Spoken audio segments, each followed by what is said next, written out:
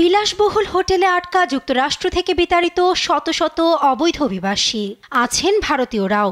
জানালা থেকে জানাচ্ছেন সাহায্যের আকুতি। এমন ঘটনা পানামার একটি হোটেলে, যা মুহূর্তেই ঝড় তুলেছে সামাজিক গণমাধ্যমে।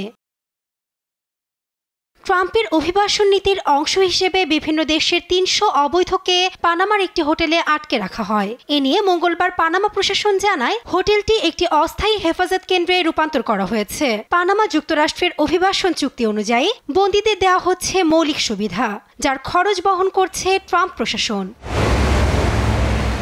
এনডিটিভি বলছে, হোটেলে ভারতীয়দের পাশাপাশি আছে ইরান, নেপাল, শ্রীলঙ্কা, পাকিস্তান সহ চীনা নাগরিকও।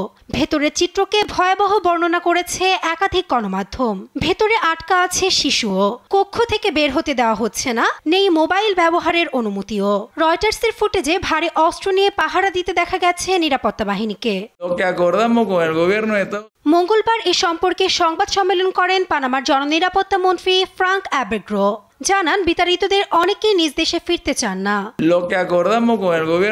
ইতোমধ্যে 299 জনের 171 জন নিজ দেশে ফিরতে রাজি হয়েছেন। এ সপ্তাহে পানামা ছাড়বেন 20 থেকে 25 জন। আমরা মার্কিন সরকারের সঙ্গে একমত হয়েছি। আপাতত তারা আমাদের হেফাজতে থাকবে।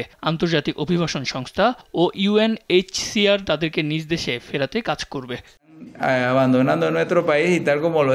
এর আগে পানামা খালের দখল নিয়ে উত্তেজনা উস্কে দেয় যুক্তরাষ্ট্র। মার্কিন পররাষ্ট্রমন্ত্রী মার্কো রুবিওর সফরের পর নির্বাসিতদের জন্য ট্রানজিট দেশ হিসেবে পানামাকে ব্যবহারে সম্মত হয় প্রেসিডেন্ট হোসে রাউল। এরপরই গেল সপ্তাহে 3টি ফ্লাইটে করে পানামা সিটির হোটেলে আনা হয় নির্বাসিতদের। নাসরিন আক্তার, নিউজ ডেস্ক, দেশ টিভি।